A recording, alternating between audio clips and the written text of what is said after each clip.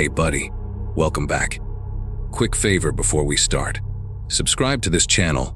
I dig up real cases you won't hear anywhere else. Comment your city and your viewing time. That way YouTube will keep showing you stories like this one. Alright, lights off, listen close. October mornings in our new neighborhood had this perfect chill that made you want to stay in bed just 5 more minutes. But Bailey never let that happen. Our golden retriever had discovered the joy of having a real backyard after we moved to Willow Drive 6 months earlier. And at 28, I'd finally become one of those suburban homeowners who stood at the kitchen window every morning, coffee in hand, watching their dog chase squirrels. My wife Jenna and I had left apartment living behind for this exact reason, to give Bailey space to run, a proper yard with a 6-foot fence the previous owners had built, room to be a dog instead of being cooped up all day. He'd bolt outside the second I opened that back door, tail wagging so hard his whole back end swayed, and just dig in every corner like he'd never seen it before, even though we'd been through this routine hundreds of times. That particular Tuesday morning started the same way, with Bailey racing into the yard while the coffee maker gurgled behind me. Except this time, when I called him back inside 20 minutes later, the yard was completely empty. The silence hit me first, that strange absence of jingling collar tags and panting that usually announced Bailey's return before you even saw him. He never ignored his name, never stayed out when you called, especially not when you rattled that treat container he could hear from 3 houses away. The gate was still latched tight, no gaps under the fence where a 70-pound retriever could squeeze through. No broken boards, nothing disturbed at all. Jenna came running outside when she heard me shouting Bailey's name over and over, still in her bathrobe, with her phone already in her hand, to check if anyone had posted about finding a lost dog. We tore that yard apart, looking for any sign of how he got out, checked behind the shed where he sometimes hid tennis balls, crawled under the deck with a flashlight, and walked the fence line twice, examining every single board. The next 3 days blurred together into a nightmare of making flyers at the print shop, refreshing Facebook lost pet groups every hour, calling shelters during our lunch breaks at work, and driving slowly through the neighborhood until 2 in the morning with the windows down, calling his name. Then, on the 4th night, just as we were finally forcing ourselves to get some sleep, we both heard it, clear as day, through our bedroom window, Bailey's distinctive bark, that specific pitch and rhythm we knew better than anything, coming from somewhere close by, maybe 2 or 3 houses away at most. Jenna grabbed my arm so hard her nails dug into my skin, both of us sitting up in bed at the exact same moment, not even breathing as we listened. There it was again, that familiar deep woof, followed by 2 shorter barks, the pattern Bailey always did when he wanted attention. We threw on whatever clothes we could find in the dark, me in sweatpants and a paint-stained shirt from renovating the bathroom, Jenna in my old college hoodie that went down to her knees. The street was dead quiet at that hour, porch lights off except for the motion sensors that clicked on as we hurried past each house, trying to follow the sound. It led us 3 houses down to the Crafts place, though calling them neighbors felt generous since we'd maybe exchanged 5 words total since moving in. The barking was definitely coming from their property, specifically from the detached garage at the end of their driveway. And now that we were close, I could hear something else, 2 other animals moving around, scratching, a few soft whines that definitely weren't Bailey. My first instinct was to just march up and bang on their front door. But Jenna pulled out her phone, whispering that we should call the police because something wasn't right about this whole situation. Before I could answer, the garage's side door creaked open, and Walter Kraft stepped out, wearing flannel pajama pants and a white undershirt that had seen better days. He had this peculiar way of standing, shoulders rolled forward like he was trying to make himself smaller, thin gray hair sticking up at odd angles like he'd been sleeping on concrete. The man couldn't have been more than 5'6", probably mid-50s, with these thick glasses that reflected the streetlight and made it impossible to see his eyes. "Can I help you folks?" He asked in this reedy voice that reminded me of a clarinet played badly, taking a few shuffling steps toward us while keeping one hand on the garage door handle. When I told him we'd heard our dog barking from inside his garage, he tilted his head at this weird angle, like a bird examining something shiny, and just stood there for maybe 10 seconds without saying anything, long enough that Jenna stepped behind me, and I could feel her breathing getting faster. "Your dog," Walter finally said, not really a question, more like he was tasting the words, and then his mouth stretched into this wide grin that showed too many teeth, the kind of smile that made you want to take a step back. "Yes, yes. Your golden retriever, beautiful animal. Such a gentle temperament. Loves peanut butter treats, doesn't he?" The specific details made my skin prickle, because how could he possibly know about the peanut butter treats? Why was he talking about Bailey like they were old friends? He started fumbling with a massive ring of keys. Had to be at least 30 of them jangling together, muttering something about safety and protection, while he searched for the right one. "You must have been so worried," he continued in that strange, reedy voice. "But I assure you, he's perfectly fine. Better than fine, actually. I've been taking excellent care of him and all the others." That word, others, hung in the air between us like a physical thing, and I watched Jenna pull out her phone again, this time actually dialing someone, probably the police, while Walter kept sorting through those keys with fingers that trembled just slightly. The garage door swung open, and the smell hit us immediately. This mixture of wet dog, old newspaper, and something sharp, like industrial cleaner, that burned the inside of your nose. Walter flicked on a single bare bulb that swayed from a wire, casting these crazy shadows that made everything look twice as big as it actually was. What I saw in that garage still shows up in my dreams sometimes, not because it was gruesome or bloody, but because it was so methodically arranged, so precisely organized.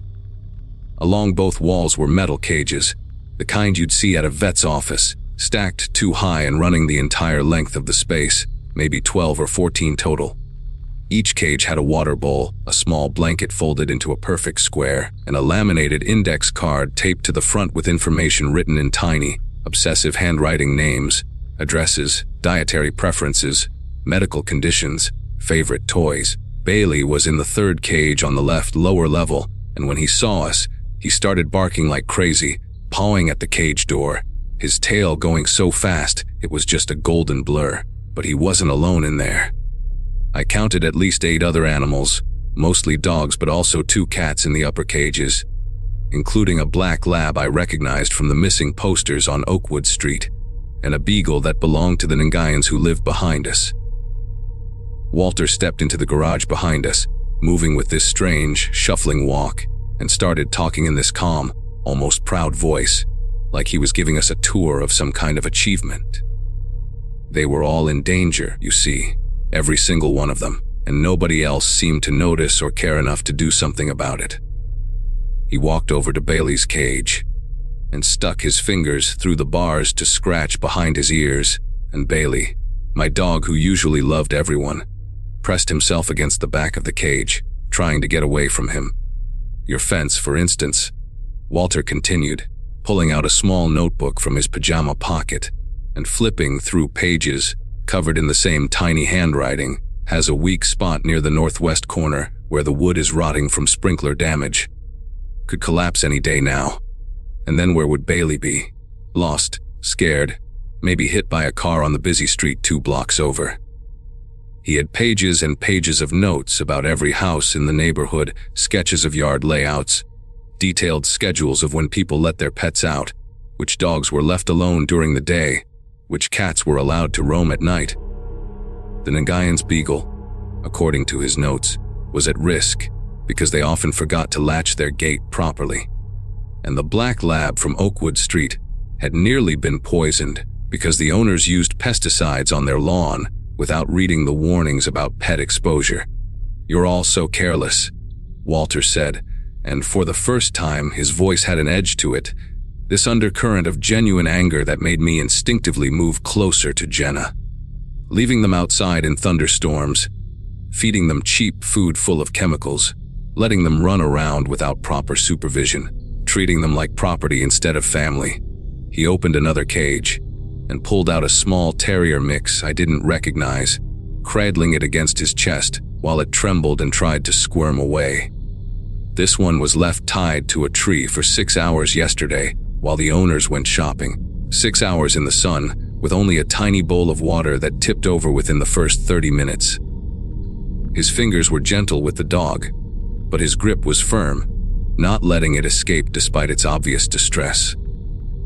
And those thick glasses caught the swaying light in a way that made his whole face look distorted.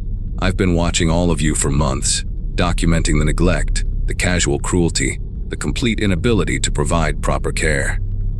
And finally, I decided someone had to intervene. Someone had to keep them safe until you all learned to be better guardians. Behind us, I could hear sirens in the distance getting closer, and Jenna must have actually gotten through to the police. But Walter didn't seem to notice or care.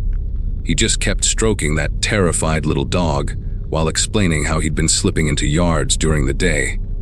When people were at work, using special treats he developed himself with calming herbs to make the animals trust him. The police cars pulled into the driveway with their lights flashing, but no sirens now, and 2 officers got out, hands resting on their holsters as they approached the garage.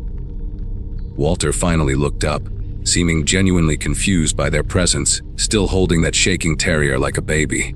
"Officers! I'm so glad you're here," he said in this bizarrely cheerful tone. "Perhaps you can help me explain to these people about proper pet ownership, about the responsibilities they've been shirking." The cops exchanged looks that told me they'd dealt with situations like this before, one of them speaking into his radio while the other approached Walter slowly, using this calm, measured voice to ask him to put the dog down and step outside. But Walter just launched into another speech about how he'd been documenting everything for the authorities, how he had folders and folders of evidence at his house showing neglect and abuse, how he was actually doing everyone a favor by intervening. He reached into his pocket again, and I saw both officers tense up. But he just pulled out a thick, rubber, banded stack of index cards, trying to hand them over like they were some kind of official report. "Every incident is logged here," he insisted. "Dates, times, photographic evidence. I can show you temperature readings showing dogs left in hot cars for 12 minutes, cats without water for entire afternoons. It's all here, all documented. I was keeping them safe until someone would finally listen." What happened next was both pathetic and disturbing in a way that's hard to describe. Walter started crying, not dramatic sobs, but these silent tears that ran down his face and fogged up his glasses while he still tried to maintain that horrible smile. He set the terrier down carefully in its cage, his movements slow and deliberate like he was handling china. Then he walked over to Bailey's cage and opened it with one of his many keys.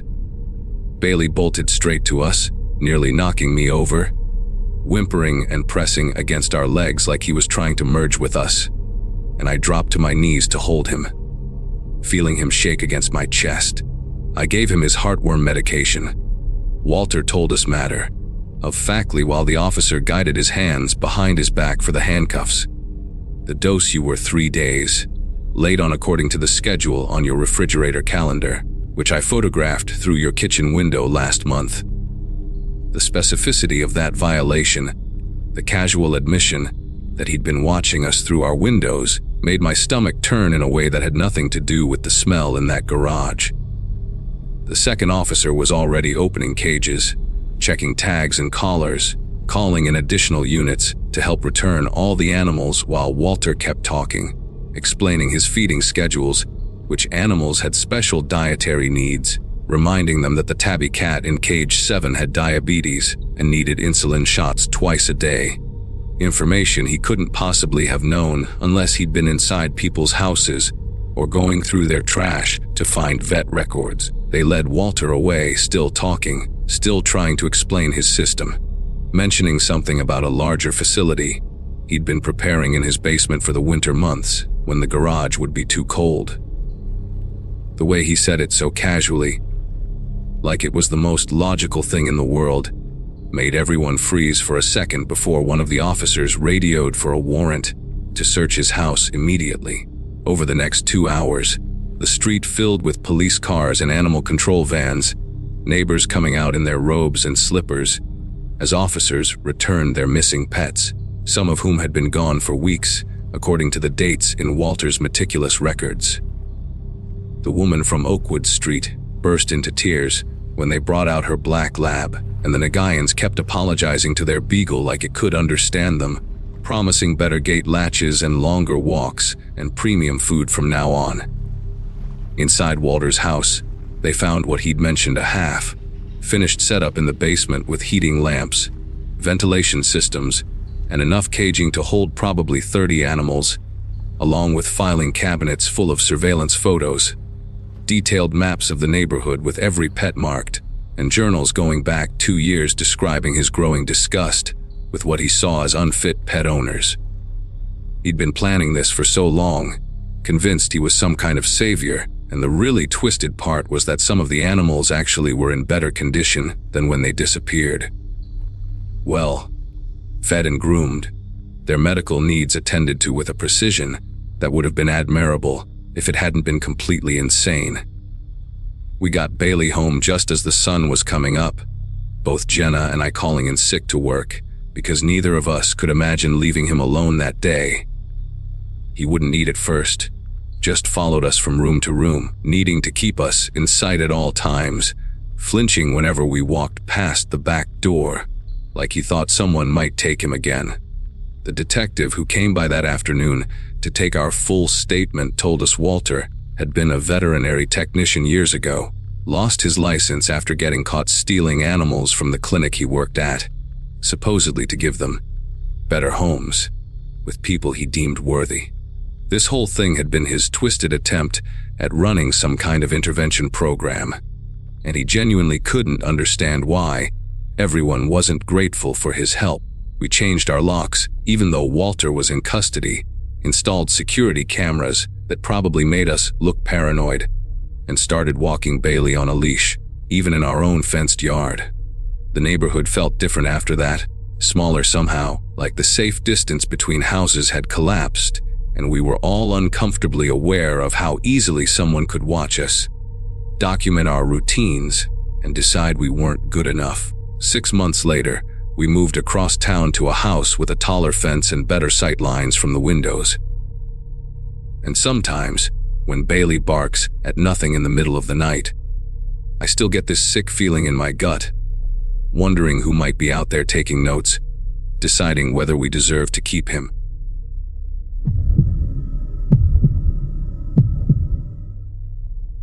I had just gotten my first solo apartment a few months before everything went to hell, finally able to afford living alone after years of splitting rent with roommates who never did their dishes.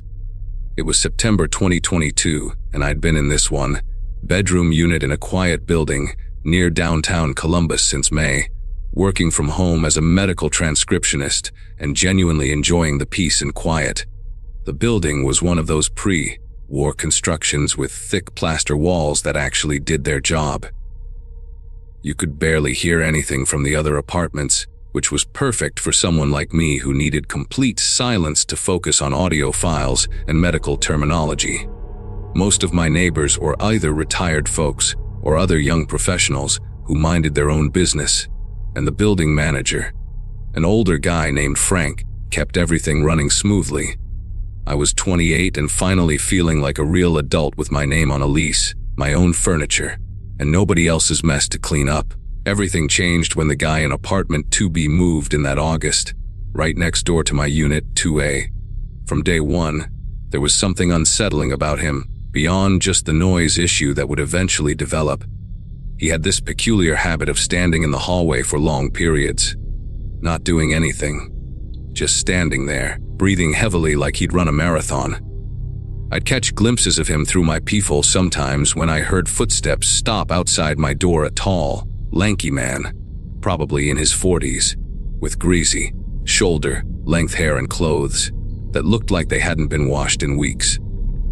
He never made eye contact with anyone in the building, always kept his head down, but you could feel him watching you once you passed him. The elderly couple across the hall, the Andersons, mentioned to me once that they'd seen him carrying in strange equipment at odd hours. Industrial-looking cases and metal pipes that seemed too heavy for normal household use. The noise started about 3 weeks after he moved in, always between midnight and 4 in the morning. This rhythmic, mechanical grinding that would pulse through the wall we shared. It wasn't music or television or even normal construction sounds. It was something else entirely, like heavy machinery being operated in intervals, 15 minutes on, 10 minutes off, over and over again. The sound would vibrate through my bedroom wall, making sleep impossible, and I'd lie there trying to figure out what the hell someone could be doing at that hour that would create such a specific pattern of noise. I tried earplugs, white noise machines, even moved my bed to the opposite wall. But nothing helped because the vibration seemed to travel through the floor and ceiling too. After 2 weeks of this torture, averaging maybe 3 hours of sleep a night, I was exhausted and desperate, making stupid mistakes in my transcription work that I'd never made before. That Friday night in mid-September, when the grinding started up at exactly midnight like clockwork, I finally had enough and called the police to file a noise complaint. The dispatcher sounded bored, probably dealt with these calls all the time, but she said they'd send someone over when they had a unit available. I watched through my peephole as 2 officers showed up about an hour later, knocked on 2B's door, and had what looked like a brief, calm conversation with my neighbor, though I couldn't hear what was being said. The noise stopped immediately after they left, and for the first time in weeks, I got a full night's sleep, thinking maybe the problem was finally solved. I even left a polite note under his door the next morning, apologizing for involving the police, but explaining that I really needed quiet to work and sleep, trying to smooth things over like a reasonable adult. Saturday passed without incident, no noise, no encounters in the hallway, nothing unusual at all, and I actually started to relax. I caught up on some overdue transcription assignments and even went out for drinks with a friend that evening. When I got home around 10 that night, slightly buzzed and in a good mood for the first time in weeks, I noticed something on my doormat that definitely hadn't been there when I left. It was a plain manila envelope, no markings, no address, no stamps, just sitting there perfectly centered on the welcome mat, like someone had placed it with deliberate care. I picked it up, noticed it was light, almost weightless, and figured maybe it was from the building manager or possibly even an apology note from my neighbor. The hallway was dead silent as I unlocked my door, and I remember thinking how nice it was to finally have peace and quiet again, how maybe things would go back to normal now. Inside my apartment, I tossed my keys on the counter and opened the envelope while walking toward my bedroom, pulling out what appeared to be a single photograph printed on regular computer paper. At first, my brain couldn't process what I was seeing because it made no sense. It was a picture of someone sleeping in a bed, taken from above at an angle, like whoever took it had been standing at the foot of the bed looking down. The person in the photo was lying on their side, face partially visible against the pillow, wearing a white shirt I recognized immediately because it had a small coffee stain near the collar that I'd been meaning to bleach out. My legs went weak as I realized I was looking at myself, asleep in my own bed, in my own room, photographed by someone who had been standing right there, maybe 3 feet away from where I'd been unconscious and completely vulnerable. The walls of my apartment suddenly felt paper, thin, like they couldn't protect me from anything, and I had to grab the door frame to steady myself as the full implications hit me. With trembling fingers, I flipped the photo over and found a timestamp printed on the back in small, black numbers: Friday, September 16, 2022, 100 a.m. My heart started pounding so hard I could hear it in my ears as I realized that was last night, less than 24 hours ago, about 30 minutes after the police had left and I'd finally fallen asleep. Someone had been in my apartment, in my bedroom, standing over me while I slept, close enough to touch me, and I hadn't woken up, hadn't heard anything, hadn't even stirred. I ran to my bedroom and checked everything. The window was still locked from the inside. The bedroom door showed no signs of tampering. Nothing was out of place or missing. My laptop and wallet were still on the nightstand exactly where I'd left them. The only sign that someone had been there was this photo. This impossible photo that shouldn't exist, taken by someone who had somehow gotten into my locked apartment without leaving a trace. I immediately called 911 again, this time reporting a break-in, my voice shaking so badly the dispatcher had to ask me to repeat myself twice. While waiting for the police, I grabbed a knife from the kitchen and went through every inch of my apartment, checking closets, behind the shower curtain, under the bed, anywhere someone could possibly hide. The same 2 officers from the night before showed up, and I could see the skepticism in their eyes when they recognized me, probably thinking I was some paranoid troublemaker trying to get back at my neighbor.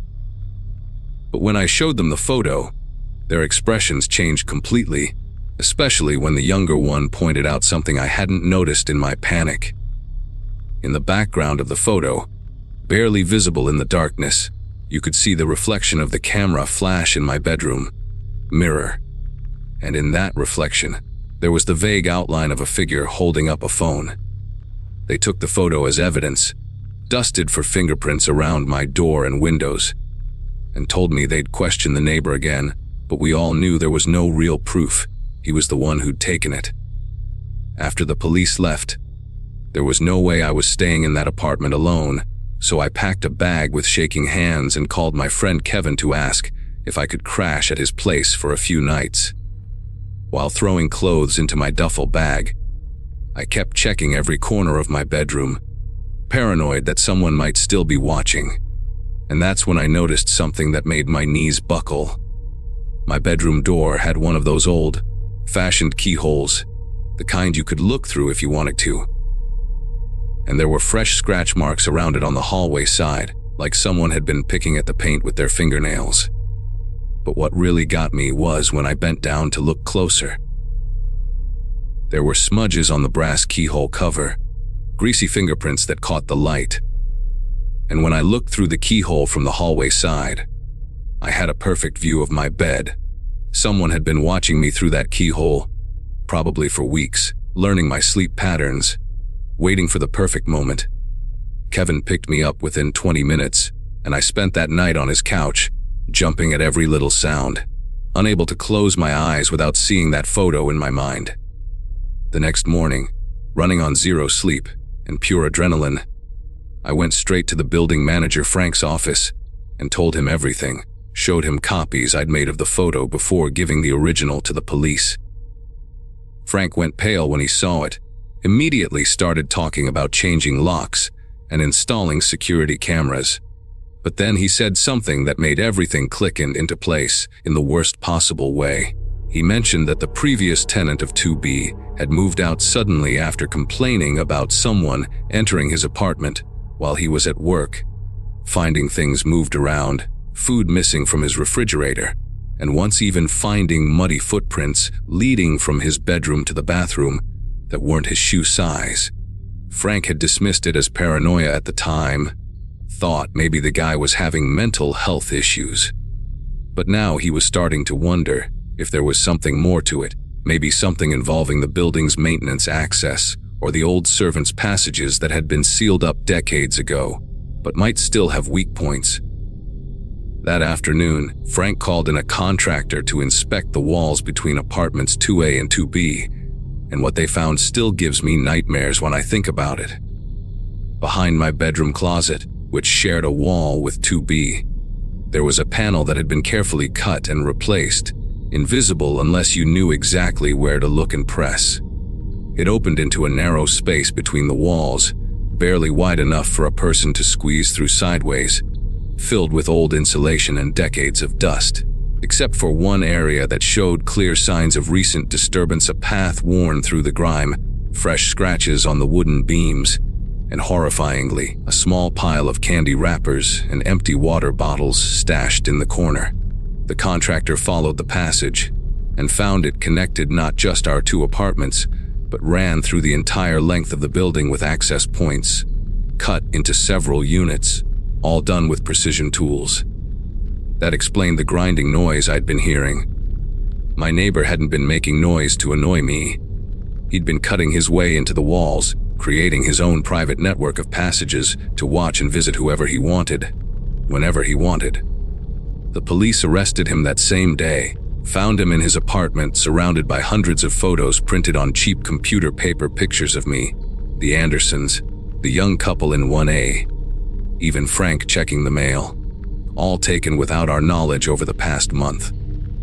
His laptop had folders organized by apartment number, each containing detailed notes about our schedules, when we showered, when we took out the trash, when we were deepest in sleep. Everything was documented with a patience that made me physically sick to read about later in the police report. They also found recording equipment, tiny cameras, and worst of all, a key-making kit with impressions for multiple apartments, though the passages had made those unnecessary. He never said a word during the arrest, just stared at the officers with this blank expression. And even now, after everything that's come out, nobody knows why he did it, what he was planning, or if photographing us sleeping was the extent of it, or just the beginning of something worse. I moved out the next week, broke my lease without penalty given the circumstances, and found a new place across town, a modern building with security cameras and a doorman who checks everyone who enters. The guy from 2B got 18 months in prison for criminal trespass and stalking, which seems like nothing considering what he put us all through, but at least he's on the registry now and has a restraining order keeping him away from all of us who lived in that building. Sometimes, I still wake up at night thinking I hear that grinding sound, and I compulsively check my closets for hidden panels, run my fingers along the walls looking for seams that shouldn't be there. The Andersons moved to Florida to be closer to their kids. The young couple in 1A broke their lease too, and last I heard, Frank was having trouble finding new tenants, even after having all the walls professionally sealed and installing a complete security system.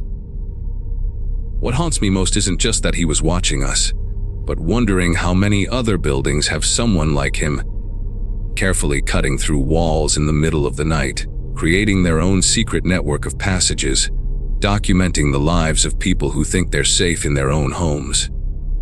I sleep with my bedroom door locked now, a chair wedged under the handle, and a camera pointing at my bed that uploads to the cloud, because I learned the hard way that walls and locks don't mean anything if someone wants to watch you badly enough.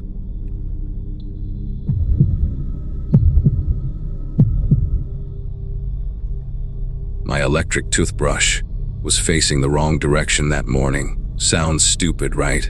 But when you charge the same blue Oral-B in the exact same spot every single night for 2 months, you notice when it's suddenly pointing at the wall instead of the mirror. I stood there in my pajamas, holding my coffee mug with the chipped handle, staring at it like it might explain itself. The bathroom still reeked of that persistent mildew smell that no amount of bleach could kill, and somewhere in the walls, the old pipes were doing their morning gurgle routine. Jason's door was closed, had been since I woke up. He usually got home from his warehouse shift around 4 in the morning, slept until noon, then disappeared again by the time I got back from work.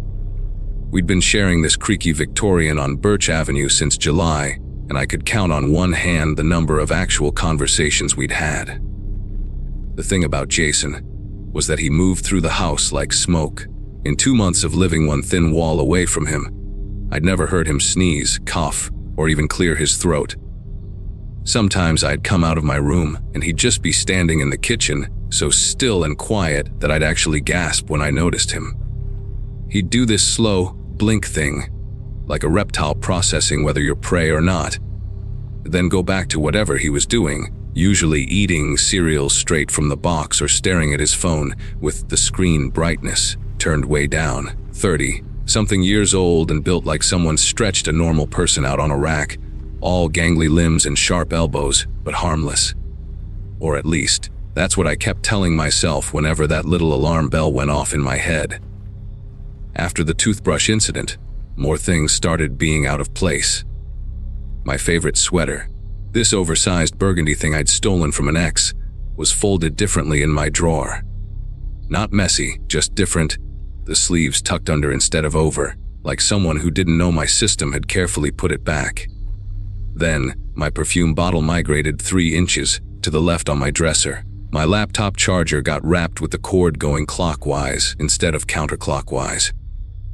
Little things that made me feel like I was going crazy, because who the hell would notice which way their charger cord was wrapped?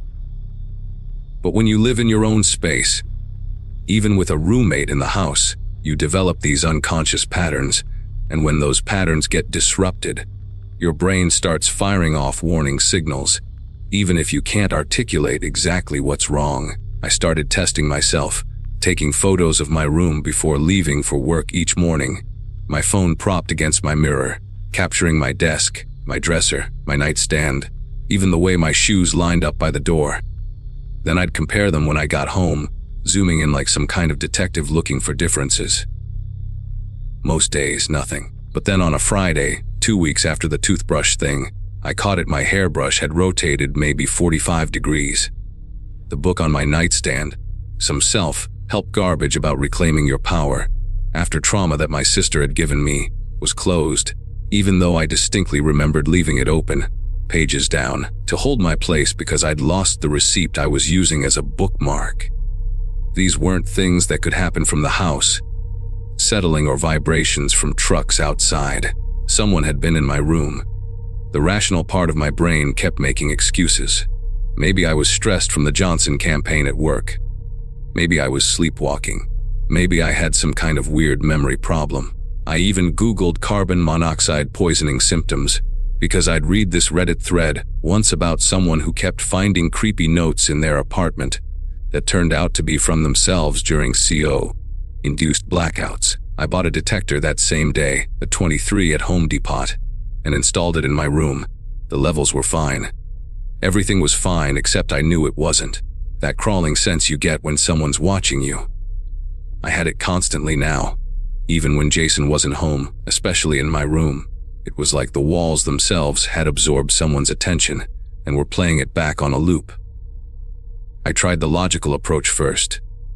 I changed my door handle to one with a lock. Jason didn't say anything about it when we passed in the hallway, just did his signature slow blink and shuffled to the kitchen. I started keeping my valuable stuff in a lockbox under my bed: jewelry, passport, the emergency cash my dad insisted I keep hidden. But the little disturbances continued. A single hair tie moved from my nightstand to my desk. My face wash turned backward in the shower caddy. My pillow was slightly off center on the bed.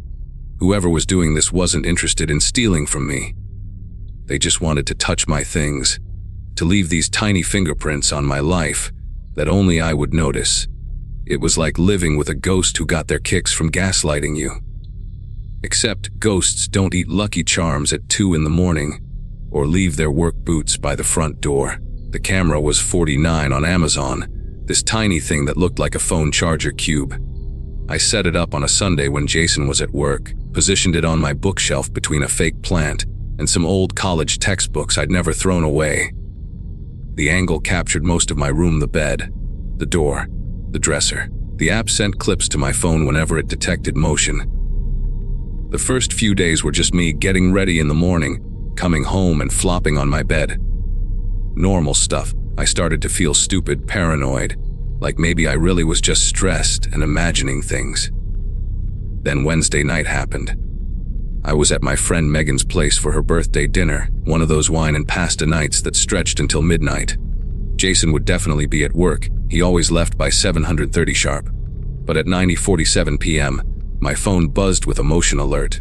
The video was 18 seconds long, and I watched it right there at Megan's dining table while everyone else was arguing about whether pineapple belonged on pizza. The quality was grainy in the low light, but clear enough to see my bedroom door slowly open. A figure stood in the doorway for a full 5 seconds, just a dark silhouette against the hallway light. Then Jason, unmistakably Jason with his tall frame and mantis-like posture, stepped inside. He moved weird, like he was walking through water or trying not to disturb the air molecules. He went straight to my bed, stood beside it for 3 seconds, then carefully, deliberately sat down on my floor, right beside the bed. The video cut off there because he'd stopped moving enough to trigger the motion sensor. But I knew he was still there, just sitting in the dark next to where I sleep. I left Megan's immediately, made up some excuse about food poisoning, and drove to the 24-hour Walmart parking lot. I sat there in my car with the doors locked, going through every video from the past 3 days with this sick weight in my stomach. There were more, so many more. Every single night, Jason had come into my room, sometimes at 11 and sometimes at 2 in the morning, but always the same routine: enter slowly, walk to my bed, sit on the floor. The camera only caught him in clips when he moved, but by comparing the timestamps, I figured out he was staying in there for hours. 3 hours one night, 4.5 another, just sitting on my floor in the dark, facing my bed, completely still. In one video from Monday night, the infrared picked up his face when he shifted slightly. His eyes were open, staring directly at where my head would be on the pillow. Not sleeping, not on his phone, just watching the space where I would have been. The worst part was finding myself in the footage. There I was, dead asleep, sprawled across my bed with my mouth probably open, completely defenseless, while this man sat 3 feet away from me in the darkness. In one clip from Saturday night, I turned over in my sleep, my arm hanging off the bed, fingers nearly touching the floor where he sat. He didn't move away, he just stayed perfectly still, letting my hand dangle inches from him. Another video showed him doing something with his hands near his face. It took me 6 replays to realize he was smelling something: my hair tie, the one that had been moved from my nightstand. He'd been collecting them, these little pieces of me, and just sitting there in the dark, breathing them in while I slept above him, completely unaware. I called the police from that Walmart parking lot. But what do you even say? A grown man entering my room at night, without permission, was enough to get them interested, at least. 2 officers met me back at the house at 1 in the morning. Jason's shift would keep him away until 4. They took my statement, watched the videos, and one of them actually went pale when he saw the footage of Jason just sitting there, staring.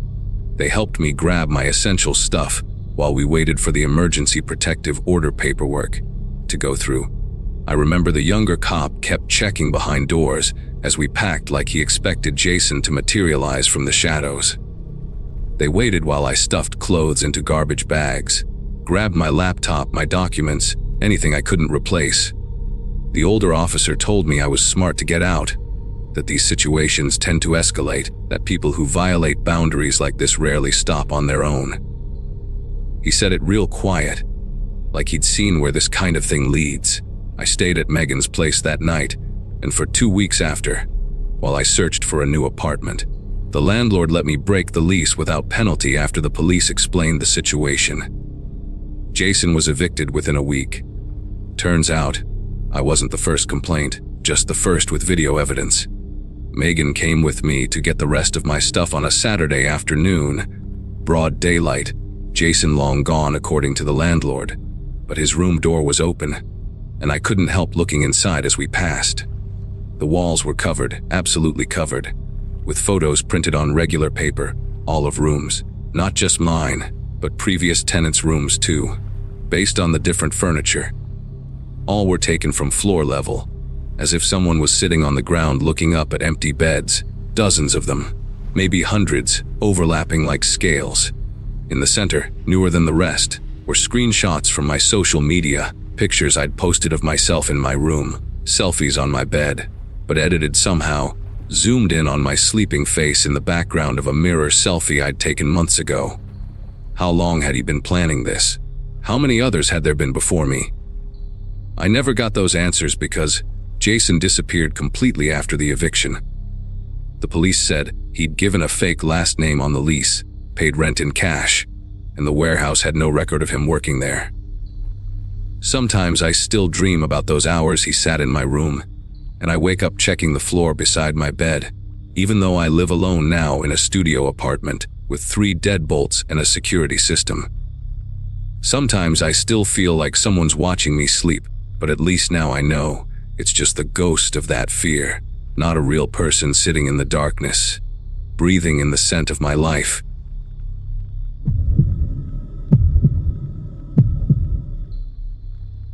The house on Hawthorne Lane wasn't much to look at: yellow siding that needed repainting, a cramped kitchen with outdated appliances, and a yard so small you could mow it in 5 minutes flat. But for a 26-year-old veterinary assistant trying to save money, it was exactly what I needed. I'd been working at the animal clinic downtown for about 8 months when I found the rental listing, and the price was too good to pass up. Moving day was a Saturday in August, just me and a borrowed pickup truck full of secondhand furniture and cardboard boxes labeled in my messy handwriting. The neighborhood seemed quiet, almost sleepy, with kids riding bikes in lazy circles and sprinklers clicking across brown lawns. I remember thinking how normal everything looked, how perfectly suburban and safe, the kind of place where people probably still left their doors unlocked. That first week, I kept busy unpacking and trying to make the place feel like home, hanging curtains and scrubbing years of grime off the bathroom tiles. My neighbor to the left was a man named Douglas Harmon, probably in his early 50s, with thinning gray hair that he always combed straight back with too much gel. He worked at the local hardware store. I'd seen him there when I bought paint for my bedroom and drove a beige Toyota Camry that he washed every Sunday morning at exactly 80/30. Douglas had this peculiar way of smiling where only the corners of his mouth moved up, while his eyes stayed completely flat, like someone had taught him the mechanics of smiling, but not the actual emotion behind it. He'd wave when he saw me getting my mail, always the same rigid motion, like he was signaling a plane for landing. The thing that struck me most about Douglas was how methodical he was about everything. His lawn was cut in perfect diagonal stripes, his garbage cans were always placed exactly 3 feet from the curb, and every single night at 9:15, he'd walk out to his backyard shed with a heavy padlock and secure it with 3 separate clicks that I could hear through my bedroom window. At first, I didn't think much about the shed routine. Plenty of people lock up their tools or lawn equipment, especially in neighborhoods where teenagers might get bored and start poking around. But after a few weeks, I started noticing other things about Douglas in that weathered wooden structure at the back of his property. The shed itself was maybe 8 by 10 feet, painted the same faded green as his house trim, with a single window covered from the inside by what looked like aluminum foil.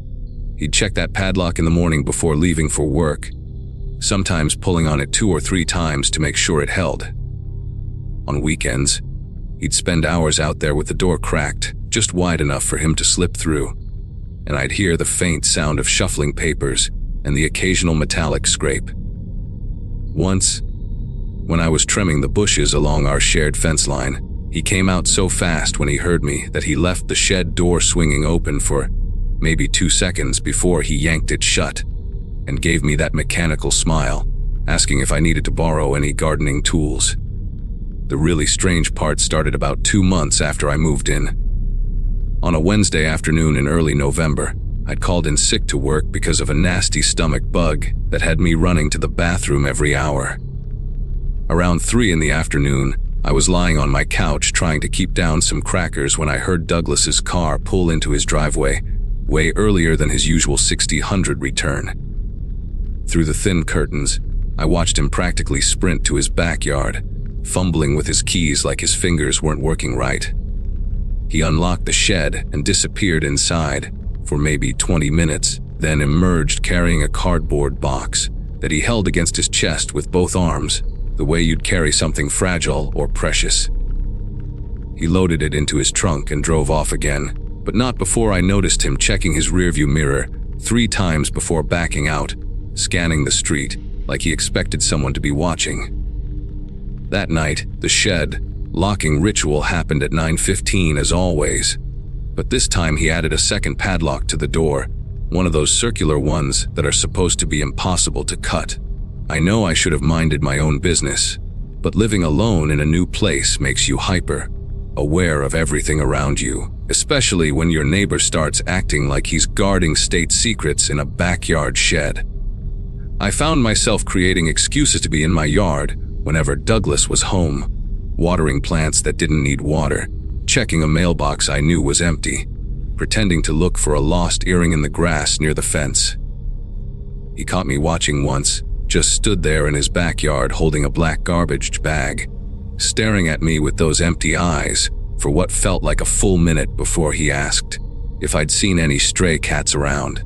The question came out of nowhere, and when I said no, he nodded slowly and said that was good because he'd hate for any animals to get into his shed and make a mess of his important documents. The way he emphasized important documents made my skin prickle, like he was warning me without actually warning me. After that encounter, I started keeping my blinds closed more often, but I could still hear him out there every night, checking those locks like his life depended on it. The storm hit on a Saturday night in late November, one of those sudden November storms that comes out of nowhere with winds that make your windows rattle and rain that sounds like someone throwing gravel at your roof. I was in bed reading when the power flickered twice and then went out completely, leaving me in that thick darkness where you can't even see your hand in front of your face. I fumbled for my phone and used the flashlight to find some candles in the kitchen, and that's when I heard a loud bang from Douglas's backyard, the unmistakable sound of wood hitting wood. Through my kitchen window, I could see his shed door had blown open and was slamming against the frame with each gust of wind. The strange thing was, Douglas's house was completely dark too, but his car wasn't in the driveway. He'd left about an hour earlier, which I only knew because I'd heard his car door slam and the engine start up. The shed door kept banging, and I kept staring at that dark rectangle of the doorway, telling myself it was none of my business, that I should just go back to bed and let Douglas deal with it when he got home.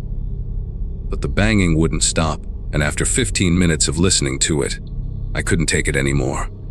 I put on my rain jacket and grabbed the flashlight I kept in my junk drawer, the heavy metal one my dad had given me when I first moved out on my own. The rain hit me sideways the second I stepped outside, soaking through my pajama pants in seconds. I climbed over the low fence between our yards.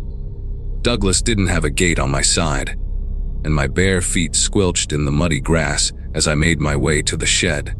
The door was swinging wildly, and I had to time it right to grab the handle without getting smacked in the face. When I finally caught it and pulled it fully open, my flashlight beam swept across the interior, and for a second, I thought I was seeing things wrong, that the rain was distorting my vision somehow. The walls were completely covered, floor to ceiling, with laminated pieces of paper arranged in perfect rows, like some kind of demented gallery. I stepped inside just enough to get out of the rain, and that's when I realized what I was looking at: missing person flyers. Dozens and dozens of them. They weren't random or chaotic. Each flyer was meticulously placed with exactly 2 inches between them, held up by small brass pins that gleamed in my flashlight beam. Some of the faces looking back at me were familiar from news stories I half remembered: a college student from the state university who'd vanished after a party 3 years ago, a mother of 2 who disappeared from a grocery store parking lot, a teenage boy whose bike was found abandoned by the river. But most were strangers, their smiling photos clearly pulled from social media or family albums, frozen in happier moments before they became statistics. Underneath each flyer, in Douglas's cramped handwriting on strips of white label tape, were dates and locations written in red inky: November 3rd, 2018, Riverside Mall, or August 17th, 2016, Greenwood Park, or January 22nd, 2024, corner of Madison and 3rd. My flashlight beam was shaking as I moved it across the walls, trying to process what I was seeing. In the corner, there was a metal filing cabinet with labels on each drawer, years going back over a decade. The top of the cabinet had a stack of newspapers, all folded to articles about missing persons with certain sentences highlighted in yellow. I pulled open the top drawer of the filing cabinet with trembling fingers, and inside were manila folders, each one labeled with a name that matched the flyers on the walls. The first folder I grabbed belonged to a woman named Grace Holloway, who disappeared 2 years ago from a coffee shop downtown. Inside were printed screenshots of her social media profiles, photos that looked like they'd been taken from a distance, showing her walking to her car or entering her apartment building. Receipts from places she'd shopped, even what appeared to be a handwritten schedule of her daily routine. There was a map with red X marked at various locations around town, and at the bottom of the folder, a clear plastic sleeve containing a silver bracelet with a small charm shaped like a butterfly. My brain was screaming at me to run, to get out of there immediately, but I couldn't stop myself from reaching for another folder. This one was for a man named Robert Chu, missing since 2016, and it contained the same type of surveillance, like photos, the same obsessive documentation, and in the plastic sleeve at the back, a leather wallet with Robert's driver's license still inside. The sound of a car engine cutting through the storm made my entire body go rigid. Headlights swept across the side of the shed as Douglas's Camry pulled into his driveway, earlier than I'd expected him back. I shoved the folders back into the drawer and pushed it closed, but the metal made a loud screech that seemed to echo even over the rain. There was no time to get back to my house. I could already hear his car door slamming and his footsteps on the wet driveway. I did the only thing I could think of and pressed myself against the wall behind the door, trying to control my breathing as Douglas's silhouette appeared in the doorway. He stood there for what felt like forever, rain dripping off his jacket, his head moving slowly from side to side, like he was examining every inch of his collection. Then he spoke, not loudly, but clear enough that I could hear every word over the storm. "I know someone's been in here. Things have been moved." He took a step inside, and I could smell him, that mixture of hardware store dust and something medicinal like hydrogen peroxide. His hand reached for a flashlight hanging on a hook, right next to where I was hiding, his fingers inches from my face. Just then, a massive crack of thunder shook the entire shed, and the wind gusted so hard that it ripped the door from Douglas's grip and slammed it fully open against the outer wall, right where I was hidden. The door hit me hard in the shoulder, and I couldn't help the gasp that escaped my mouth. But the sound was completely swallowed by another roar of thunder and the shrieking wind. Douglas cursed and struggled to pull the door closed against the storm, giving me the 3 seconds I needed. I slipped out behind the door and into the rain, crouching low and moving as fast as I could toward the fence. I heard him yell something, but the storm was so loud I couldn't make out the words. I practically dove over the fence, landing hard in my own yard, and scrambled on my hands and knees to my back door. My fingers were so numb from the cold rain that I dropped my keys twice before managing to get inside. I locked the door, then the deadbolt, then shoved a chair under the doorknob for good measure. I spent the rest of that night sitting on my bathroom floor with my phone in my hand, trying to decide whether to call 911. What would I even say? That my neighbor had a creepy collection of missing person flyers. That wasn't illegal. The personal items in those folders, though the surveillance photos, those had to mean something. But I had no proof, no photos of my own, and I'd been trespassing in his shed. Around 4 in the morning, I finally worked up the courage to peek through my bedroom blinds. Douglas was standing in his backyard, perfectly still in the rain, facing my house. He stayed there for another hour until the storm finally started to die down, then walked back to his shed and secured it with what looked like 3 new padlocks. The next morning, I called in sick to work again and drove straight to the police station. I told them everything, even admitted to trespassing, but the detective who took my statement seemed more concerned about my breaking and entering than anything else.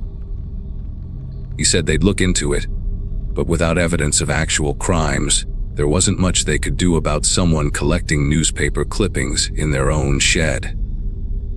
I packed my things that same afternoon, throwing everything into boxes without even wrapping the breakable stuff, just needing to get out of there as fast as possible.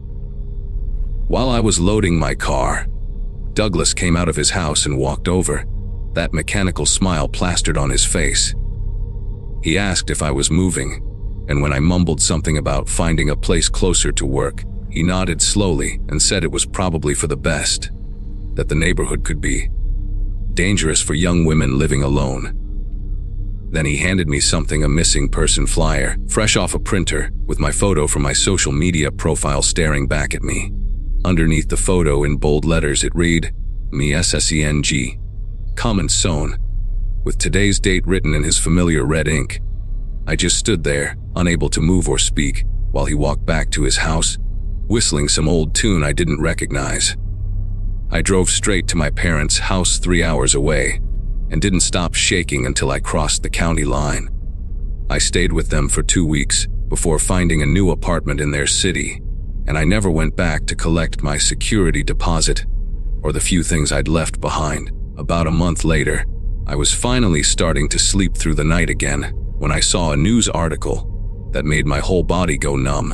A woman named Claire Brennan had disappeared from Cedar Heights, last seen at a gas station about 6 blocks from my old rental house. The article mentioned that she was new to the area, lived alone, and had just started a job at a dental office downtown. But what really got me was the photo they used. I recognized it immediately as one I'd seen in Douglas's shed, already laminated and labeled with a date that was still 2 weeks in the future when I'd seen it that night in November. I called the detective who'd taken my statement, gave him Claire's name and every detail I could remember, but he just said they'd add it to the file. They questioned Douglas, apparently even searched his shed with his permission, but found nothing except what the detective described as an extensive collection of public news materials related to his hobby of following missing persons cases. 2 more people disappeared from Cedar Heights over the next year, both young professionals who'd recently moved to the area. And Douglas still lives in that house, still locks his shed every night at 9 and 15, probably with new folders and new photos that nobody will ever believe exist.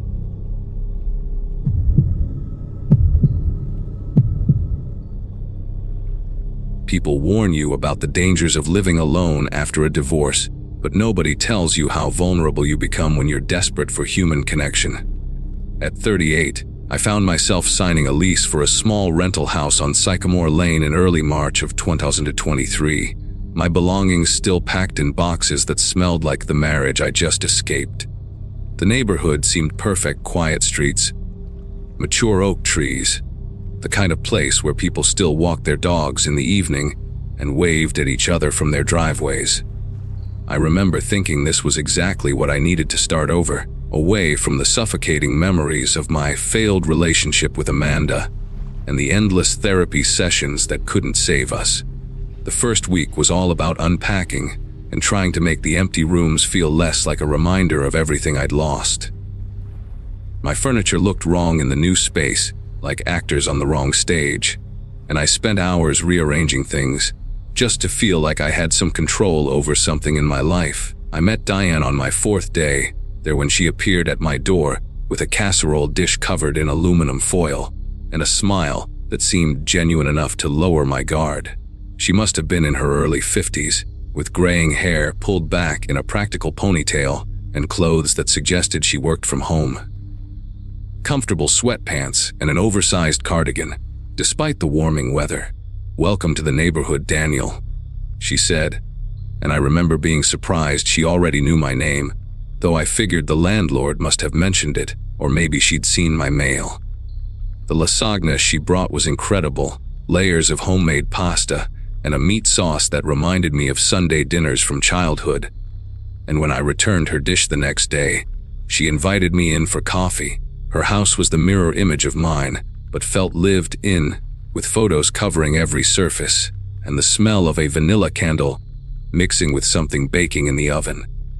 She talked about the neighborhood gossip while refilling my cup 3 times, mentioning how the previous tenant of my house had left suddenly in the middle of the night, which she laughed off as probably just breaking a lease the wrong way.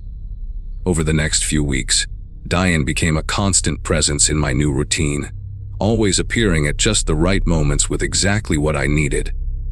When I came home exhausted from a particularly brutal day at the accounting firm, she'd knock with takeout from my favorite Thai place, pad ki mao with extra basil, just how I liked it.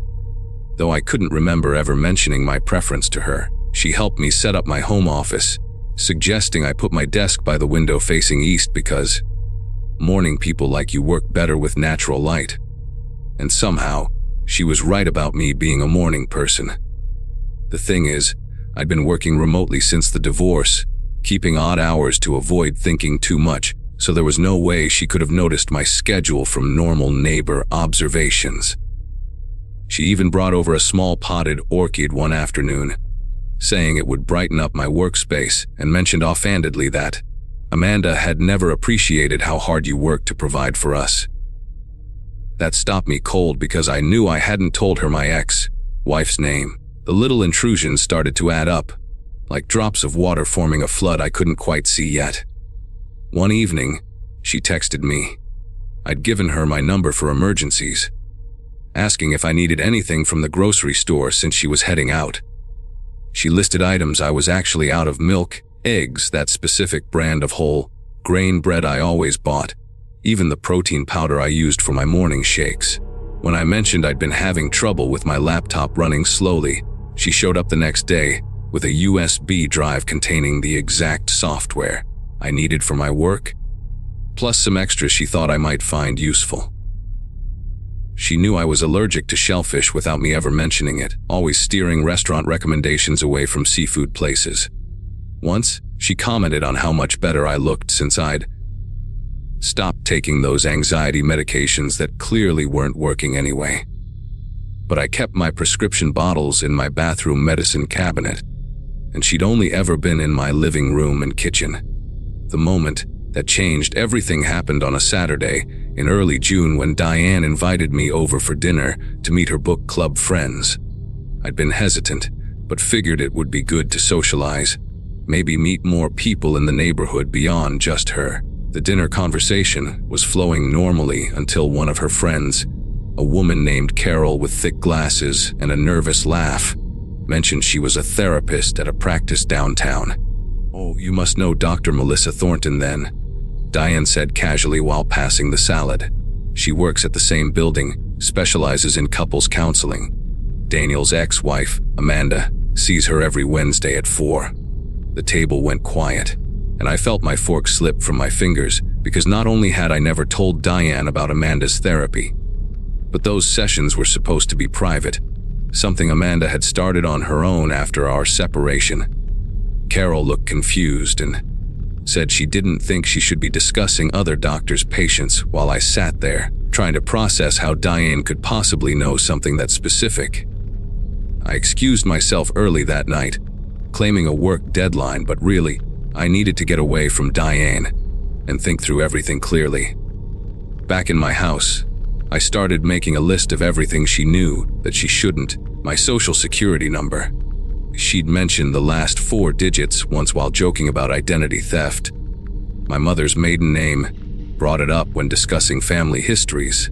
The password to my Netflix account. She'd recommended shows that only appeared on my personal algorithm, and even the fact that I'd been browsing online dating profiles, but hadn't messaged anyone yet.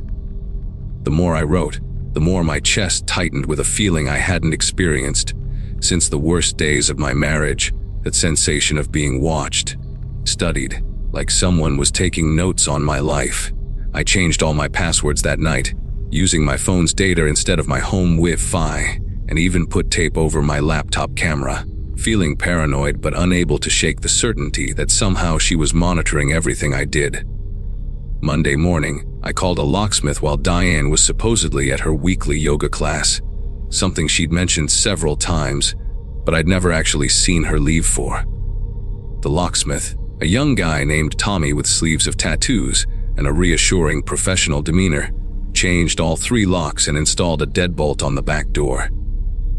While he worked, he made small talk about the neighborhood, mentioning he'd done a lot of work on this street over the years. "Funny thing," he said while testing the new keys, "I changed these same locks about 8 months ago for the previous tenant. Same request too. Wanted everything changed immediately. Seemed pretty spooked about something. He handed me the new keys and advised me to consider a security system, maybe some cameras, which felt less paranoid and more practical after hearing about my predecessor. I spent the rest of that day working from a coffee shop downtown, unable to focus but needing to be away from the house while I processed everything. When I finally returned home that evening, there was a note taped to my door in Diane's distinctive handwriting.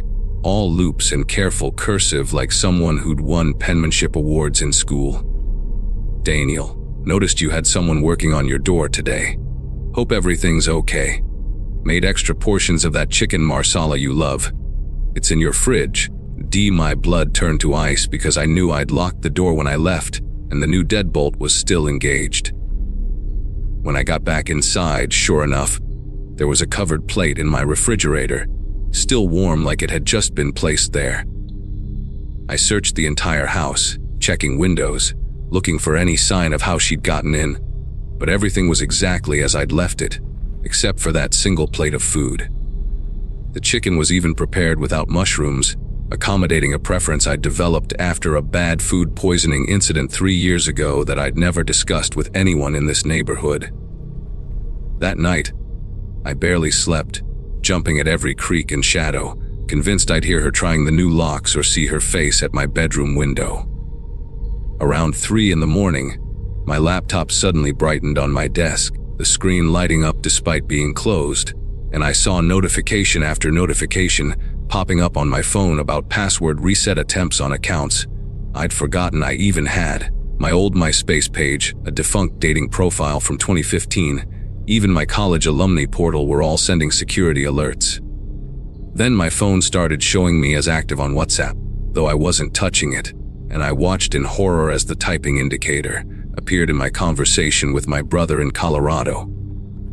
The message that sent itself said, "Everything's fine here, just can't sleep," which was technically true but not something I'd typed. I immediately turned off my Wi-Fi router, and everything stopped. But when I looked at the available networks on my phone, there it was at the top of the list with full signal strength. Welcome home, Daniel. The next morning, I knocked on Diane's door, determined to confront her despite not knowing exactly what I'd say or what proof I really had beyond circumstantial strangeness. She answered wearing an apron covered in flour, classical music playing softly from somewhere inside her house, looking every bit the harmless neighbor, except for the way her eyes lit up like she'd been expecting me. "Daniel, perfect timing!" I just pulled banana bread out of the oven. "Your favorite, with extra walnuts but no chocolate chips, just how you mentioned to your mother on the phone last week." I hadn't told her about that call, had made it from my car parked outside the office building specifically for privacy. When I asked her about the Wi-Fi network with my name, she tilted her head with this concerned expression that seemed practiced, rehearsed. "Oh honey, that's been there since before you moved in." The previous tenant was also named Daniel Brennan. Such a coincidence, right? I never got around to changing it after he left. Is it bothering you? I can update it if you'd like, though I'll need to reset all my smart home devices. The explanation was perfectly reasonable, except I'd looked up the previous tenant out of curiosity. His name was Christopher Vaughn. I decided to leave that very day, not permanently, but just to get some distance and clarity. I threw together a bag with a week's worth of clothes and my laptop, telling myself I'd stay at a hotel near my office while I figured out my next steps, maybe contacted a lawyer or the police, though I wasn't sure what crime I'd report exactly. As I loaded my car, Diane stood on her lawn, watering plants that looked perfectly hydrated already, watching me with this serene smile like she knew something I didn't. "Taking a little trip," she called out, and when I didn't respond, she added, "Drive safe, Daniel. That construction on Highway 47 can be brutal this time of day. Take Riverside Drive instead. Trust me."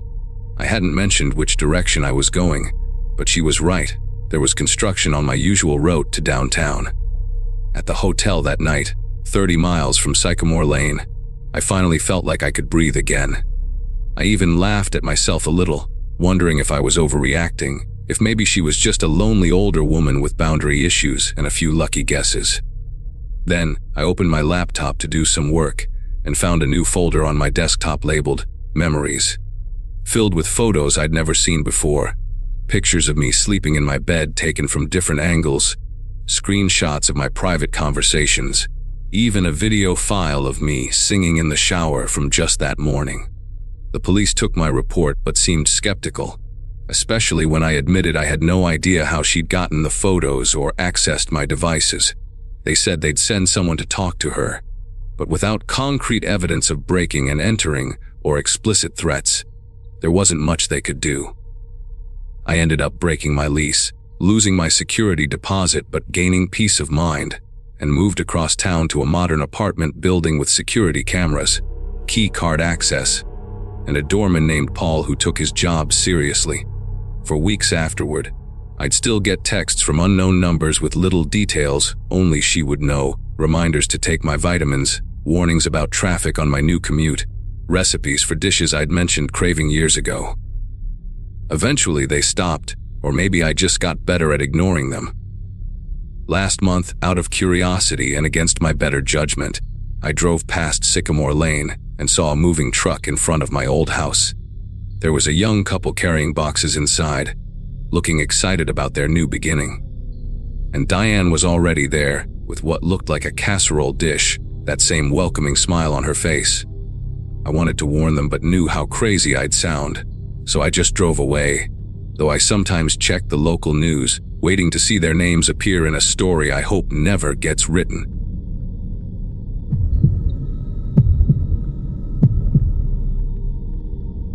February changed everything for me, though it started out like any other month in that old brick building on Pine Street.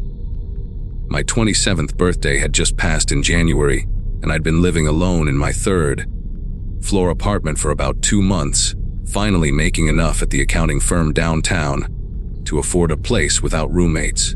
The apartment wasn't much to brag about, just a one-bedroom with creaky hardwood floors and windows that rattled whenever trucks rumbled past, but having my own space meant everything to me after years of sharing kitchens and bathrooms with strangers. The building itself had character, one of those pre-war constructions where you could hear every footstep, every conversation, every toilet flush from the neighboring units. The guy above me had moved in maybe 3 weeks after I did, and I only knew him as Nathan because that's what the super called him when they were fixing a leak in the hallway one afternoon. The footsteps started as something I barely noticed, just another layer of noise in a building full of sounds. But after a few days, I couldn't ignore the pattern anymore. Whenever I walked from my bedroom to the kitchen, I'd hear the same path traced above me, the floorboards groaning in an identical rhythm. When I'd settle into my desk chair to work from home on Fridays, his chair would scrape against the floor directly overhead like clockwork. I started experimenting, taking random routes through my apartment, walking in circles around my coffee table, stopping suddenly in the middle of the room. And each time, those footsteps above would mirror mine perfectly, never missing a beat. The rational part of my brain kept insisting our apartments must have the same layout, that we probably just had similar schedules since we both seemed to work from home and both stayed up late, binge, watching shows until the early hours. The first note appeared on a Monday morning, slipped under my door while I was in the shower. Just a plain index card with neat handwriting in blue ink. Hope you're having a good morning. It's nice knowing someone else keeps the same weird hours as me. Nathan from upstairs. I actually smiled reading it, thinking how sweet it was that he'd reached out, and I spent the rest of the day drafting different responses in my head, though I never actually wrote one back. 2 days later, another note. The coffee shop on the corner makes the best blueberry muffins. Just thought you should know. This time, I left a thank you note taped to his door, keeping things friendly but brief. The notes became a regular thing. Every few days I'd find another one, always cheerful, always signed the same way, talking about restaurant recommendations or commenting on the weather or making jokes about the couple next door and their Sunday morning arguments. For about 3 weeks, the notes felt like a bright spot in my routine, something that made living alone feel less isolating. Nathan seemed considerate, never knocked on my door directly, never tried to corner me in the hallway, just these little written hellos that I could respond to or ignore as I pleased. But then the tone shifted, so gradually I almost didn't notice at first. "You looked tired yesterday when you came home from work," one said, which seemed odd since I hadn't seen him that day, Hadn't passed him in the hallway or anything. Another one read, "That phone call last night sounded stressful. Hope everything's okay," which made my chest tighten because I'd been talking to my mom about some personal stuff, speaking quietly in my bedroom with the door closed. The footsteps above me seemed louder now, more deliberate, and sometimes I'd hear him moving around at 3 or 4 in the morning, pacing directly over wherever I happened to be. I started keeping track of the notes in a journal, trying to make sense of what was happening, documenting every strange detail. "You're not alone up here," said one that arrived on a Wednesday afternoon, and something about that phrasing made my skin prickle with unease. Not, "You're not alone," which could mean he was just being neighborly, but here, like we were somehow sharing the same space, like the floor between us didn't exist. I began avoiding my apartment during the day, staying late at the office, taking longer routes home, anything to minimize the time I spent beneath those matching footsteps. But the notes kept coming, sometimes 2 in a single day, commenting on things that made no sense. "Your laugh is lovely, you should do it more often." When I hadn't laughed in days, "That green dress really suits you." When I'd worn it inside my apartment with the blinds drawn.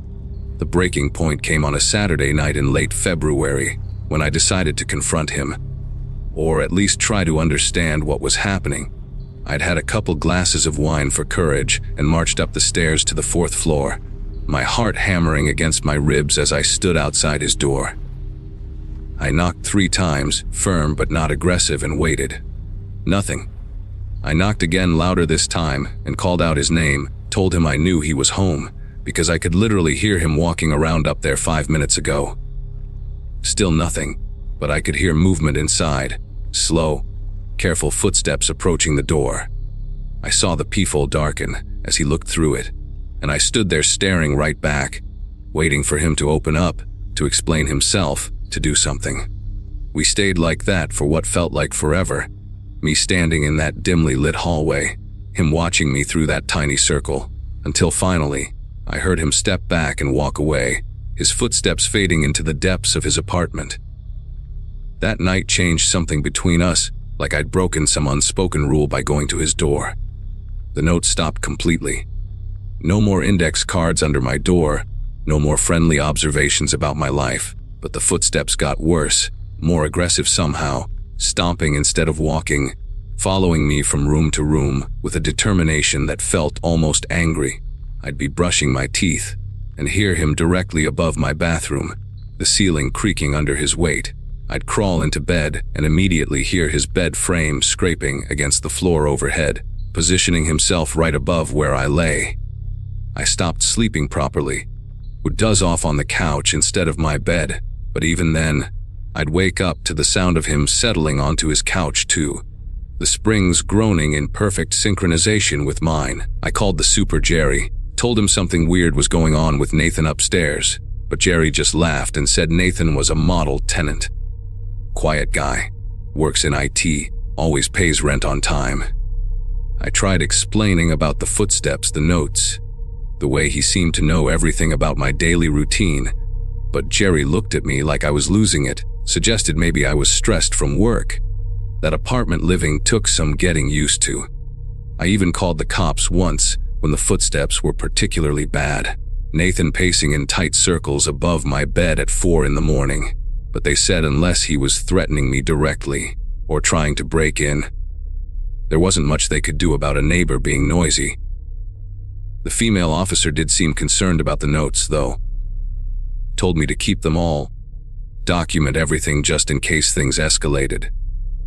Then came the night I heard my name through the vent, and everything I'd been trying to rationalize came crashing down. It was a Friday around midnight, and I was lying in bed scrolling through my phone, trying to distract myself from the sound of Nathan moving around upstairs. The footsteps had stopped about 10 minutes earlier, and I was just starting to relax when I heard it, soft but unmistakable, drifting down through the heating vent next to my bed. "Jessica," the voice whispered, drawing out each syllable like he was tasting the word. "Jessica, Jessica," over and over, this quiet chanting that made my whole body go rigid with fear. I pressed my ear against the vent, thinking maybe I was imagining it. But no, it was definitely coming from above, his voice floating down through the metal ductwork, sometimes laughing softly between repetitions of my name. I grabbed my phone and started recording, needing proof that this was really happening, that I wasn't going crazy like everyone seemed to think. The recording picked up his voice clearly. That song where he said my name, the little humming sounds he made between words. Then he said something that made my blood turn to ice water. "I know you're listening, Jessica. I can hear your breathing. We breathe together, you and me. In and out. In and out." And the horrifying thing was, he was right. I could hear his breathing through the vent, and without meaning to, I'd synchronize my own breathing with his, our inhales and exhales matching perfectly. I held my breath, trying to break the pattern, and immediately heard him laughing. This quiet, delighted sound like we were playing a game, and I just made a really good move. That was it for me. I couldn't stay there another second. I threw on sweatpants and a hoodie over my pajamas, shoved my phone and wallet into my pockets, and ran out of my apartment, not even bothering to lock the door behind me. I spent the rest of the night in my car in a Walmart parking lot, calling every friend I could think of, trying to find someone who'd let me crash at their place for a few days. My friend Brittany finally answered, said I could stay with her as long as I needed, and I drove straight there, showing up at her door at 3 in the morning, looking absolutely wrecked. I played her the recording from my phone, and the look on her face told me everything. This wasn't normal, wasn't something I was imagining. This was genuinely terrifying, and I needed to get out of that apartment immediately. I never went back alone after that night. Brittany and her boyfriend came with me that Sunday afternoon to pack up my stuff, and Nathan must have known we were there, because the footsteps started the moment we walked in, following us from room to room as we threw my belongings into boxes and trash bags. At one point, Brittany's boyfriend Mike got fed up and started yelling at the ceiling, telling Nathan to cut it out, that we knew what he was doing, that the cops had been notified. The footsteps stopped for about 30 seconds, then resumed, but slower, more deliberate, like he was savoring his last chance to mirror my movements.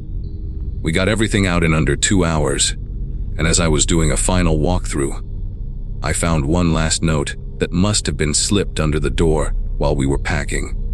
"You'll always be right below me, no matter where you go." I kept that note, added it to my collection of evidence, though I never did anything with it, never pressed charges or anything. I just wanted to forget the whole thing ever happened. I broke my lease, lost my security deposit, but it was worth it to get away from there, to sleep without wondering if someone was standing directly above me, breathing in sync with my every breath.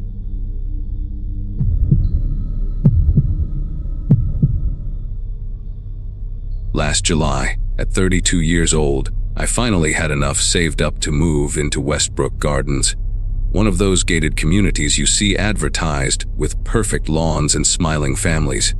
I'd been living in cramped apartments since college, dealing with noisy neighbors and broken elevators, so this felt like a massive upgrade. The house wasn't huge, just a modest 2-story with beige siding and a decent backyard, but it was mine. I remember driving through those security gates for the first time with my U-Haul, feeling like I'd finally made it somewhere in life. The guard, an older guy named Harold with thick glasses and a permanent squint, gave me this strange little nod and wrote something down on his clipboard. I didn't think much of it then, just figured he was logging new residents or something routine like that. The first few days were exactly what I'd hoped for after years of apartment living quiet streets, kids riding bikes, people walking their dogs in the evening. On my third night there, while I was still surrounded by boxes and eating takeout Chinese food straight from the container, my doorbell rang around 8. Standing there was this group of 5 people, all probably in their 60s or 70s, wearing matching yellow reflective vests with "Neighborhood Watch" printed across the back. The woman in front, who introduced herself as Dorothy, had this oversized smile and held a plate of chocolate chip cookies that looked store-bought but were arranged on a fancy glass plate. Behind her stood 2 men and 2 other women, all holding walkie-talkies on their belts and carrying these leather-bound notebooks. Dorothy explained they were the official Westbrook Gardens Neighborhood Watch, established in 1987, and they wanted to personally welcome me and invite me to join their group.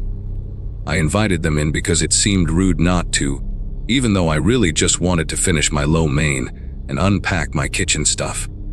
They all filed into my living room and sat down on my one assembled couch without being asked, arranging themselves in this weirdly precise formation like they'd done this exact thing hundreds of times before. Dorothy did most of the talking, explaining how they met every Monday and Friday at 7 sharp, and that they had a special midnight meeting once a month for what she called priority matters. The way she said it, emphasizing those 2 words while the others nodded in perfect unison, made me uncomfortable.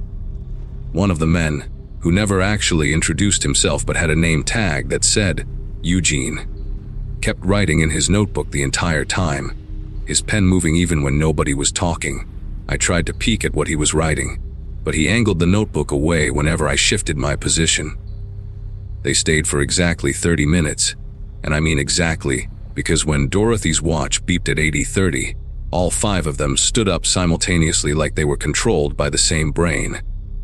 Before leaving, Dorothy handed me a thick packet of papers, maybe 40 pages, all about neighborhood watch protocols and responsibilities. She said I should read through everything and let her know by Friday if I wanted to join, adding that participation was strongly encouraged for community harmony. The phrase stuck with me because of how she said it, like she was reciting something she'd memorized.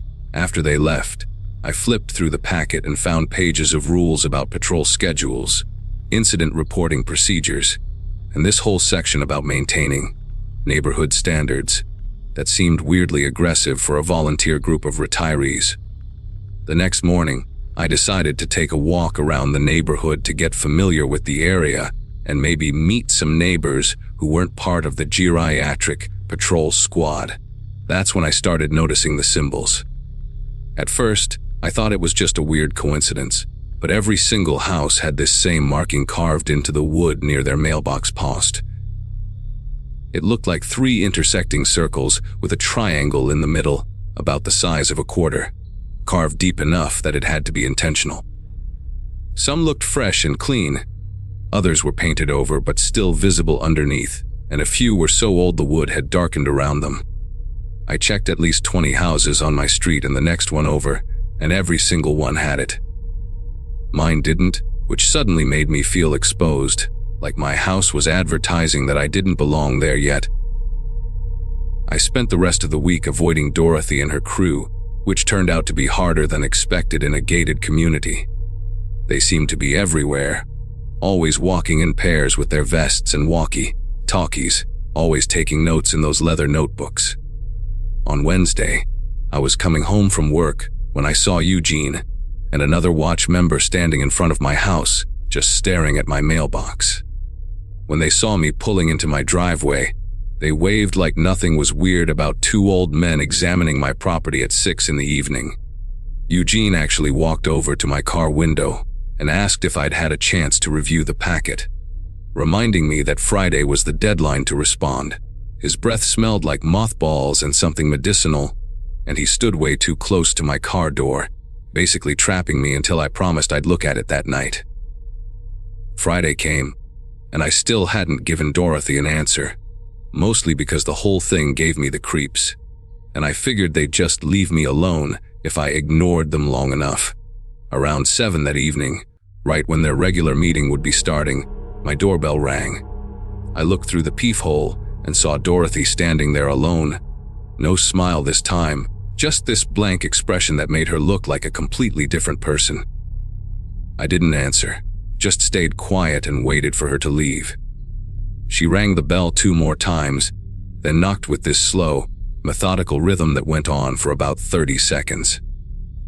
Then she spoke, loud enough that I could hear her clearly through the door, saying that my absence was noted and that the community was disappointed in my lack of participation. She used that exact word, disappointed, drawing it out like she was talking to a misbehaving child. After she finally left, I watched through my window as she walked down my driveway and met up with the rest of the watch group, who had been waiting by the street the entire time. They huddled together for a minute, all of them looking back at my house, then dispersed in different directions like they were following some predetermined route. That night, I couldn't sleep well, kept hearing noises outside. Footsteps on the sidewalk, whispers that might have been the wind or might have been something else. Around 2 in the morning, I gave up trying to sleep and went to check my security camera footage from earlier, just to make sure I wasn't being paranoid. What I saw made me wish I'd never bought this house. Starting at exactly midnight, there were 12 people standing at the end of my driveway, all wearing those yellow reflective vests, all facing my house, completely motionless for 1 hour and 13 minutes before they all turned and walked away at the same time. Saturday morning, I called the security company that managed the gates, trying to report what happened without sounding completely insane. The woman on the phone, who sounded bored and half asleep, told me that the neighborhood watch was a sanctioned group with full authority to patrol the community at any hour. When I pushed back, saying that standing in my driveway at midnight wasn't patrolling, she got quiet for a moment, then said something that chilled me more than seeing those people on my camera. She said that according to their records, I was already a registered member of the neighborhood watch as of Friday night, and that my initiation period would last 90 days. I told her I never signed up for anything, never agreed to join, but she insisted their records showed my verbal consent was given to Dorothy at 7:30:15 the previous evening, right around the time she was knocking on my door that I never answered. I spent the rest of Saturday researching Westbrook Gardens online, trying to find anyone else who'd had similar experiences, but every review was glowing. Every social media post showed happy families and community barbecues. The only odd thing I found was a death notice from 2015 about a resident named Andrew Garrett who had died in a house fire, specifically noted as living at my exact address. More searching revealed that in the past 20 years, my specific house had changed owners 7 times, which seemed excessive even for a transient area. Each previous owner had lived there less than a year, and I couldn't find any of them online afterward, like they just vanished after moving out. That afternoon, while I was deep in this rabbit hole of research, my doorbell rang again, but this time it was just a package delivery. Except I hadn't ordered anything. Inside the package was a yellow reflective vest with my last name already printed on the back, a leather-bound notebook exactly like the ones they all carried, a walkie-talkie preset to Channel 7, and a small wood carving tool with a note that simply said, "For your mailbox. Complete by Monday." The precision of the threat, hidden in that mundane instruction, made me realize I was dealing with something far more organized and dangerous than a group of bored retirees. That night, I started packing essential items into my car, planning to stay at a hotel until I could figure out what to do, maybe contact a lawyer or even the police outside the community. But when I tried to leave around 10 that night, the security gate wouldn't open. Harold, the guard from my first day, walked over to my car with that same strange squint and informed me that new watch members weren't permitted to leave the community during their initiation period, except for work-related purposes, and only then with written documentation of their employment schedule. I abandoned my car and walked back to my house, my mind racing through options that all seemed equally useless against whatever this was. The moment I got inside, I called my brother in Arizona, told him everything, and asked him to come get me, to bring the police if necessary. He said he'd drive through the night and be there by morning. I stayed up all night with every light in my house on, a baseball bat in hand, watching those security cameras like my life depended on it. At exactly midnight, they came again. But this time there were at least 20 of them, maybe more, all standing in that same perfect formation at the end of my driveway. Dorothy was in front this time, and even through the grainy camera footage, I could see she was holding something that looked like a folder or clipboard, moving her mouth like she was reading something out loud to the others. My brother arrived at 7:30 Sunday morning with 2 cops from the county sheriff's department, and that's when everything finally broke open. The guards at the gate tried to refuse them entry, citing community bylaws, but the cops weren't having any of it and threatened to arrest Harold for obstruction. Once they got to my house and I showed them the security footage, things moved fast. Turns out, the FBI had been monitoring Westbrook Gardens for 2 years, suspecting it was some kind of cult that used the homeowners association as a front. The whole neighborhood watch thing was their recruitment method, and those who refused to join after buying property there would face increased harassment until they either joined or abandoned their homes, which the group would then buy through shell companies and resell to new, potential members. The symbols, the midnight gatherings, the 90-day initiation period. It was all part of their indoctrination process. By noon, there were federal agents everywhere, arresting Dorothy and 43 other residents, including Harold and most of the watch group I'd met. They found detailed records in Dorothy's house, showing 8 previous owners of my house who had all fled within their first year. And Andrew Garrett, the one who died in the fire, had apparently been trying to expose them to law enforcement. I gave my statement, packed everything I could fit in my brother's truck, and left that afternoon, not even bothering to properly close on selling the house. Just wanting to get as far away as possible. The FBI agent handling my case called me a month later to say I'd likely saved myself from something much worse, as they'd found evidence of financial crimes, identity theft, and what he carefully called other concerning activity that he couldn't discuss. I took a massive financial loss on that house, but I'm alive, living in a normal apartment with normal neighbors who don't wear matching vests or stand in my driveway at midnight. And honestly, that's worth more than any dream house could ever be.